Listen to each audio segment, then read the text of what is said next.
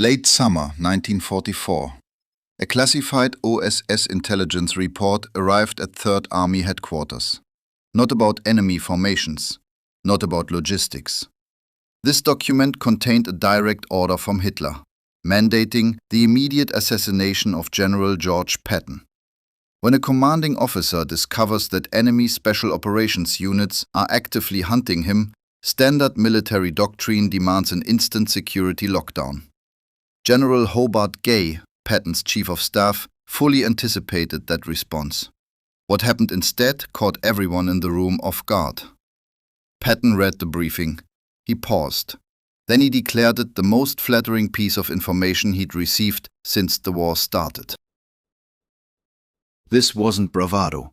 It was a deliberate command philosophy, expressed in a single sentence.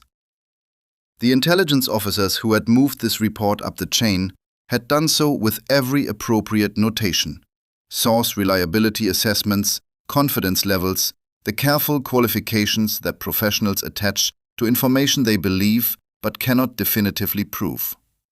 The core substance was blunt. Adolf Hitler had personally identified George Patton as the most dangerous Allied commander operating on the Western Front.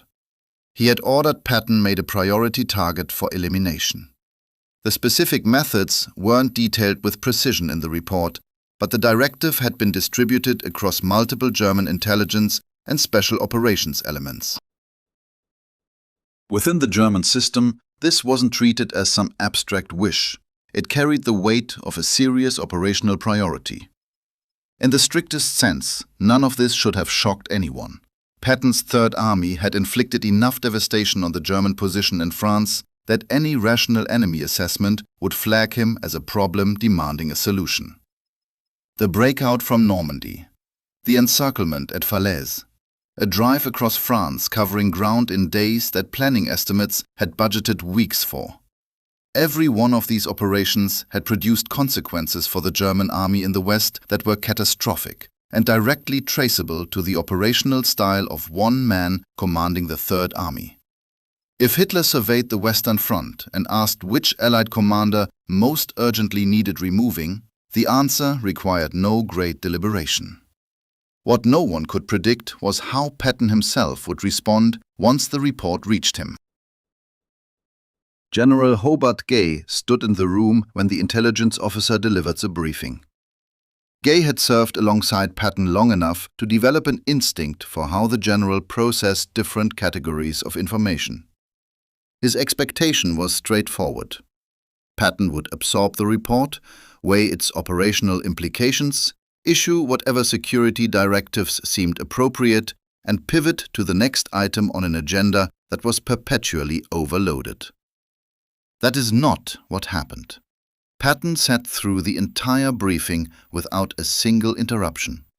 He posed several questions about sourcing and confidence levels, questions that were sharp, professional, and reflected a genuine understanding of how intelligence functioned and where its boundaries lay.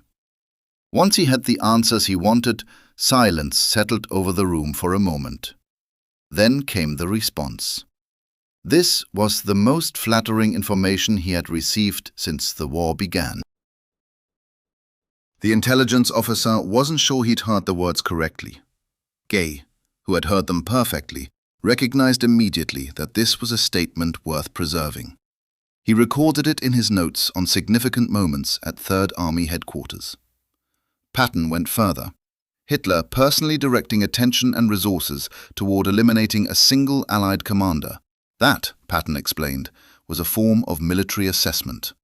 It was Hitler's method of identifying who was genuinely causing him damage. And the fact that Patton had reached the top of that list served as confirmation. The Third Army was accomplishing precisely what it was designed to accomplish. He would be far more troubled, he said, if Hitler weren't paying attention to him, because that would mean he wasn't effective enough to warrant the Führer's concern. He'd spent his whole career, he said, trying to be the most dangerous man in whatever room he occupied. Having the leader of the enemy state personally validate that effort was something he hadn't anticipated. But he wasn't going to stand there and pretend it didn't gratify him. Then he said something Gay wrote down with unusual precision. It captured a dimension of how Patton understood his own position, one he'd never stated quite so plainly. He'd always known that his style of warfare made him a target. Not in the vague way all soldiers are targets.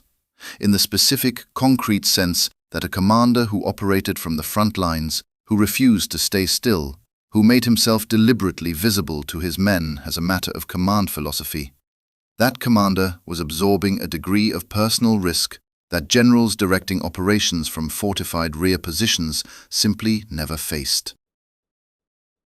He'd made that decision with open eyes. He had never revisited it, because he was convinced the tactical advantage of leading from the front justified the exposure, and because he believed that ordering men into dangers their own commander refused to share was a species of leadership he was constitutionally incapable of practicing. Hitler's directive, he said, altered none of this. It verified the risk was genuine, something he'd never doubted, and it verified that Third Army operations were producing exactly the effect he'd intended. He had believed that already, but enemy confirmation was useful. The intelligence was routed through appropriate channels. Patton's security detail received a full briefing. Specific modifications were applied to the protocols governing his movements and communications. The OSS was tasked with developing further intelligence on the precise methods and timelines embedded in the German directive. All of it was executed with professional rigor by the personnel responsible. Patton's personal reaction to the tightened security was entirely characteristic. He sat through the briefings from his protective detail with a tolerance of a man who grasped why they were necessary, even as he found every minute tedious. He acknowledged the new movement restrictions. Then he broke several of them within 2 days. Not from carelessness, from an operational conviction that commanding Third Army effectively and keeping its commander alive were competing priorities, and that the competition between them wasn't close.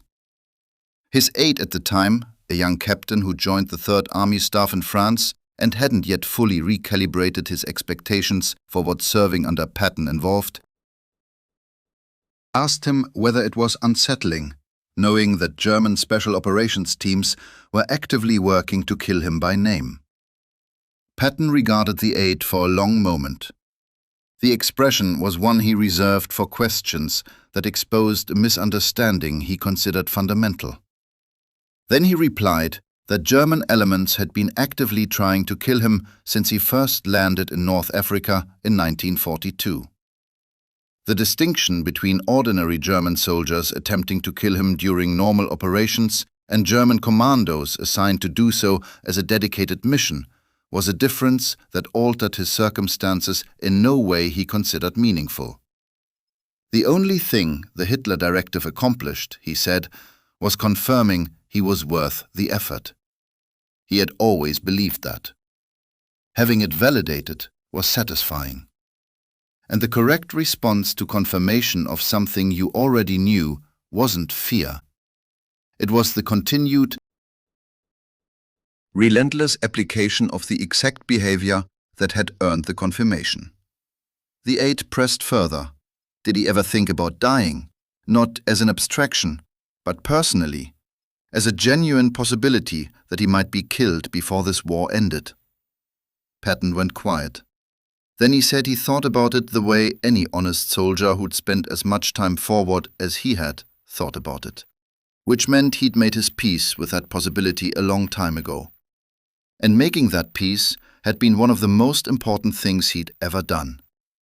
A commander gripped by the fear of dying made fundamentally different choices than one who wasn't. And those fear-driven choices never won wars. Patton said plainly that he did not want to die. No performance, no theatrical indifference. He meant it. He had objectives left unfinished, a war to close out, a career to complete. Dying before any of that happened would have been profoundly frustrating, if he were still in any condition to feel frustration. But he drew a hard line between wanting to live and being afraid to die. He'd made that separation years ago, and Hitler's directive wasn't going to collapse it. Then he said something his aide carried for the rest of his life. The most dangerous thing a commander could do, he said, was start making decisions designed to keep himself alive, instead of decisions designed to win. The moment personal survival entered operational thinking was the moment a commander began losing, because the enemy could detect that shift. Hard to put into words, but real. A commander shielding himself instead of pressing the attack had already handed the enemy an advantage he would never fully reclaim. Hitler understood this, Patton said. That was precisely why the directive existed.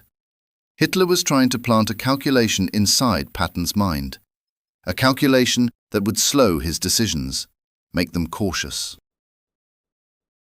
Grind down the operational tempo that was shredding German units faster than replacements could arrive. A strategically sound approach, Patton admitted. The problem for Hitler, it wasn't going to work. Patton had settled the question of his own survival on terms no directive could reach. The Third Army's advance held its pace. Intelligence reports on the German directive kept arriving. The OSS developed new details from its sources, adding layers and updates. Patton received everyone with the same response he'd given the original briefing. Professional interest in the intelligence content, complete indifference to the personal implications. 3 specific incidents during the fall of 1944 and winter of 1945 were flagged by Third Army security staff as potentially connected to the directive. A sniper engagement near a forward command post Patton had visited hours before. An intercept suggesting a German special operations team had been assigned to track his movement patterns. A vehicle ambush on a route he'd used, then abandoned at the last moment for operational reasons entirely unrelated to security. Whether those incidents actually traced back to the directive or were simply the ordinary lethal hazards of operating near the front, impossible to confirm. What is certain is that Patton was briefed on every one, and his response never varied. Professional engagement with the intelligence. Total disregard for the personal threat. He survived the war. The Hitler directive, whatever resources had been committed to it, failed to achieve its objective. Patton's Third Army completed the campaign Hitler had identified as the gravest threat to the German position in the West. Driving through France, across the Rhine, into Germany itself, covering ground at a tempo that continued to exceed what anyone believed operationally possible, right up to the final days. Patton died in December 1945, not from a German bullet, not from a special operation, not from any act of deliberate violence, from injuries sustained in a road accident outside Mannheim, in the country he had spent 3 years fighting to reach. By any measure, an ending inconsistent with everything about him. A death that arrived in the wrong form, at the wrong time, in the wrong place. As if the war, having failed to kill him in every way it tried, the universe had selected the worst possible option on the table. But in the autumn of 1944, when word reached him that Hitler had marked him personally for elimination, he called it the greatest compliment he'd received since the war began. Then he turned back to the work of dismantling the German army across the Western Front, at the tempo and with a savagery that made him worth killing in the first place. That was his response. The only response he was built to give. And considering what the Third Army unleashed in the months that followed, it's hard to make the case he was wrong.